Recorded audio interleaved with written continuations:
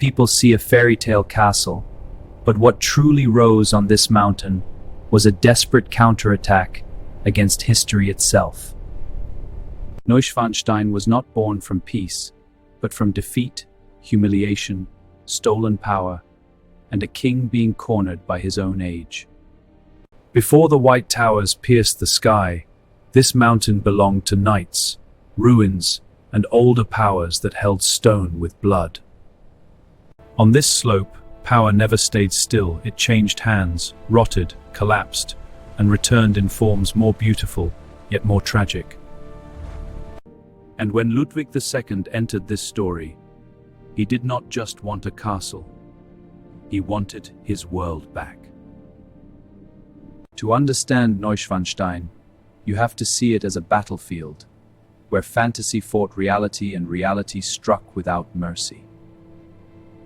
In the Middle Ages, the Schwangau region belonged to local knights who built fortresses to watch roads, guard mountains, and command passage. Back then, a castle was never merely shelter. It was a declaration that whoever held the stone held the road. From those heights, the lords of Schwangau ruled the valley like a blade pressed against every movement below. But feudal power rarely dies in one clean blow. It fractures through debt, marriage, rivalry, betrayal, and stronger powers closing in. The Schwangau line eventually faded, and what remained on the mountain was a hard skeleton of walls resisting time. The old strongholds lost military value, and like fallen warriors, they were left behind once they no longer served power. Wars, transfers of control, and shifting regional forces tore at old Hohenschwangau until the complex drifted toward ruin. Stones that once projected command now stood like bones, the remains of an order already dead. The mountain endured, but its masters changed. The view endured, but the will to conquer changed from military force to memory. Then the Wittelsbach dynasty looked at those ruins and saw not collapse, but a chance to reshape the past. In 1832, Crown Prince Maximilian took control of Hohenschwangau and began turning broken remains into royal nostalgia. Hohenschwangau was rebuilt in neo-Gothic style, and that decision planted the first seed of Ludwig's later obsession. Ludwig grew up among murals, swans, legends, and images that made the past appear more glorious than the living present. He learned to love an imagined Germany long before he learned to survive the real one. He adored Wagner, adored myth, adored sacred kings and redemptive quests too beautiful to survive inside the modern world. When Ludwig became king in 1864, he inherited a crown, but not a world built for dreamers. 2 years later, the first devastating blow landed. Bavaria sided with Austria and lost to Prussia in 1866. After that defeat, Bavaria was forced into arrangements that stripped Ludwig of control over his own military power. For a king, that was not just defeat, it was the moment the sword was torn from his hand. Ludwig could not counterattack with armies, could not reverse history by diplomacy, so he chose another battlefield: architecture. Neuschwanstein was born from that wound, a fortress of the soul raised against a reality that had already humiliated him. He did not want an ordinary palace. He wanted a place where myth could replace politics and beauty could answer powerlessness. In 1868, Ludwig outlined the vision for a new castle on the ridge, where older strongholds would vanish beneath a greater dream. In 1869, construction began, and the first enemy was not man, but the mountain itself. Rock was blasted apart, slopes were cut open, and transport roads carved into the Alps like deep wounds. The remains of the old medieval castles were removed, as though Ludwig was erasing one order to summon another. Workers hauled materials upward through cold wind and punishing gradients, forcing luxury into terrain never meant to carry it. Every stone laid there felt like a declaration of war against geography, finances, and reason. Outwardly, Neuschwanstein wore the armor of the Middle Ages, but inside it relied on modern engineering, iron, water, and precision. That was the first great contradiction of the castle.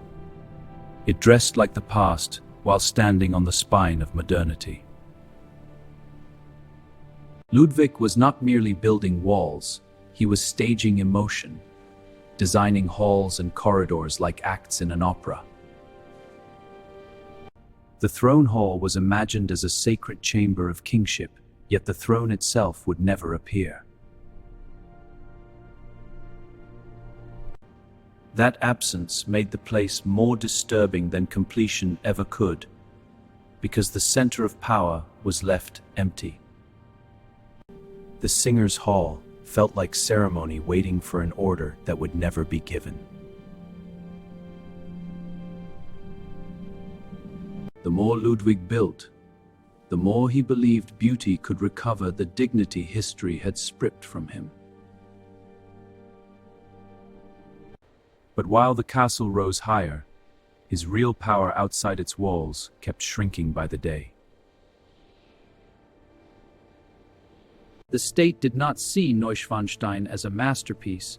It saw invoices, danger, and proof that the king was losing control.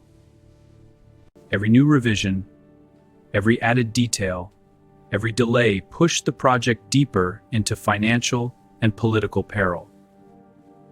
Credit tightened, ministers hardened, and the castle that began as refuge slowly became a weapon turned against its creator. This is where the story becomes violent. No army surrounded the gates, but a political siege was closing from within. Ludwig withdrew deeper into the finished rooms, living among scaffolding like a king holding the last outpost of himself. From a distance, he still looked sovereign on the mountain. Up close, he was a man being cut off from power. In 1886, the decisive strike came when a commission declared Ludwig unfit to rule. No cannons, no breach, no storming of walls, only documents and state authority carrying out a cold coup. Power passed to Prince Regent Luitpold, and the board of authority flipped in a single brutal motion. On June 12, 1886, Ludwig was arrested at Neuschwanstein, inside the very castle he had built to defend himself. No sword was drawn, yet this was still the most devastating fall in the castle's entire history. One day later, Ludwig died in Lake Starnberg, leaving behind an unfinished monument and a question history never closed. In that moment, Neuschwanstein changed hands in the deepest sense. It was no longer a king's refuge, but a relic of defeat. And history still had one more cruel turn to deliver.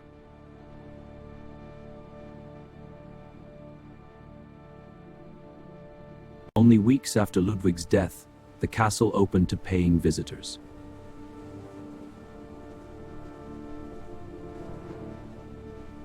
The place built to escape people now survived through the arrival of people.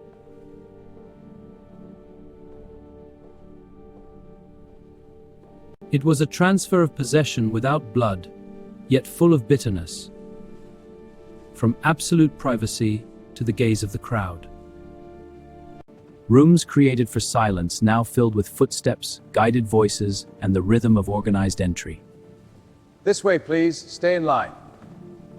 The throne room without a throne became living evidence of a monarchy cut loose from its own center. Beauty did not save Ludwig, but Ludwig's fall made that beauty impossible to resist. Tragedy transformed Neuschwanstein from a private project into a machine of myth. By the late 19th century, photography and tourism had already begun carrying its image beyond Bavaria into Europe's imagination. From then on, it no longer belonged only to a dynasty, but to the stories told about it. The 20th century arrived with new regimes, new wars, and fresh convulsions across Germany, yet Neuschwanstein remained. Empire gave way to republic, republic to dictatorship, then war, division, and reconstruction, but Ludwig's shadow never left these walls. During the Second World War, the castle survived destruction that erased many other historic places across Europe. At one point, it was used to store artworks, shifting the struggle around it from military value to cultural possession. This was another kind of war, not over battlements, but over symbols, memory, and ownership of beauty. After the war, preservationists arrived like a different kind of army, carrying plans, scaffolding, and conservation instead of weapons. They fought rain, snow, erosion, age, and the pressure of millions of footsteps wearing down the dream. Every restoration became another defensive battle, no longer to hold the mountain against armies, but against decay itself. The more widely it spread, the more Neuschwanstein became a global symbol of Germany, Bavaria, and romantic imagination. The cruel irony is that the castle built against modernity ultimately conquered the world through modern media, tourism, and mass culture. Millions recognized its silhouette long before they knew Ludwig, Bavaria, or the wound that gave birth to it. And that makes the story even sharper, because the fairy tale exterior hides a history of dispossession and failed resistance. Neuschwanstein is not a fortress of victory, it is a fortress of magnificent resistance that's still lost. It was born from the defeat of 1866, grew under debt and political pressure, then survived through the death of its maker. That is why every tower feels like a spear aimed upward, while its foundations remain buried in historical pain. If medieval castles held territory through soldiers, Neuschwanstein held its ground through the force of tragedy. If older fortresses survived by winning battles, this one survived because its defeat was too beautiful for the world to ignore. Every age has claimed it differently. Lords held it by blood, dynasts by title, and the public by memory. Yet beneath all those layers remains the same war. One man trying to stop an age that was already sweeping him away. In 2025, Ludwig II's palaces, including Neuschwanstein, were inscribed on the UNESCO World Heritage List. That meant the castle, once dreamed as private refuge, had entered the shared memory of humanity. From knight's land, to ruin, to a wounded king's construction site of resistance, Neuschwanstein has changed hands again and again. But the greatest transfer was never legal, it was symbolic. From shelter to icon, from wound to legend. That is why, standing before it, people feel more than beauty, they feel tension, as though the battle never fully ended. Every stair, every arch, Every empty center seems to whisper that power can be taken, but longing refuses to die. Neuschwanstein does not tell the story of a stable dynasty. It tells of a man driven back who still tried to strike. It did not win the way old fortresses won, yet it outlived everyone who tried to define or contain it. That is why this castle still feels like a war film, even though its greatest enemy never stood outside the gates. That enemy was history, and Neuschwanstein was the most beautiful, violent, and wounded answer a king ever threw back at it.